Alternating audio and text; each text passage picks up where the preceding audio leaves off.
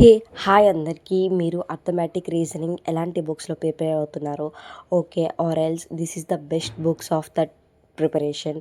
And అందరూ prepare అవుతారు, but ఒక మంచి కాన్సెప్ట్, ఒక మంచి క్వశ్చన్స్ అండ్ మంచి ప్రాక్టీస్ లేక అండ్ ఫెయిల్ అవుతారు. But this is the best book of reasoning and arithmetic.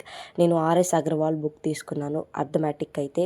So ఇది అన్ని కాంపిటేటివ్ ఎగ్జామ్స్కి యూజ్ అవుతుంది. SBI, PO and railway, SSC and UPSC and cat exam. So ఇవన్నీ ఆర్ఎల్స్ all competitive central government and government all competitive ఎగ్జామ్స్కి use అయ్యే the best book. And దీంట్లో చూస్తే మనం చాలా అంటే కాన్సెప్ట్ వైజ్ అన్ని కాన్సెప్ట్స్ ఉంటాయి, బేసిక్ నెంబర్స్ నుంచి and advance DI data interpretation దాకా ఉంటాయి. So this is the best book. And questions wise and more than basics అయితే 10 క్వశ్చన్స్ వస్తే దాని నుంచి advance level, modern level and medium level questions అయితే 100 క్వశ్చన్స్ ఉంటాయి ప్రాక్టీస్ చేయడానికి.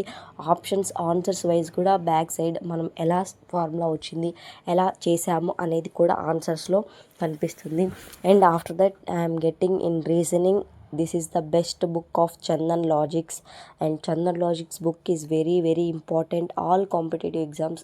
ఎవరైతే రీజనింగ్ అండ్ చాలా కష్టం అండ్ పజిల్స్ కానీ ఏదైనా కానీ చాలా కష్టం అని అనుకుంటారో, so this is the best book. And అంటే సార్ ఓన్ రైటింగ్తో అండ్ సార్ ఓన్ హ్యాండ్స్తో రాస్తారు, అన్నీ ఉంటాయి. అండ్ దీంట్లో రీజనింగ్లో మనకి ఇన్ఈక్వాలిటీస్ నుంచి and advance puzzles, seating arrangement and calendar అన్ని కాంపిటేటివ్ ఎగ్జామ్స్కి యూజ్ అయ్యే బుక్ అనమాట. సార్ ఓన్ రైటింగ్తో రాస్తారు. జస్ట్ మనం యూట్యూబ్లో లెక్చర్స్ విని అండ్ ఈ క్వశ్చన్స్ ప్రాక్టీస్ చేస్తే ఎలా అయినా మనం ఈ 1 మంత్లో ఎస్బీఐ పీఓ క్రాక్ చేయగలం. And after that next month SBI PO 29th exam ఉంది కదా. So this is the best కూడా ఇంపార్టెంట్ అండ్ రీజనింగ్ కూడా ఇంకా ఈ రెండు ఇంపార్టెంట్. After that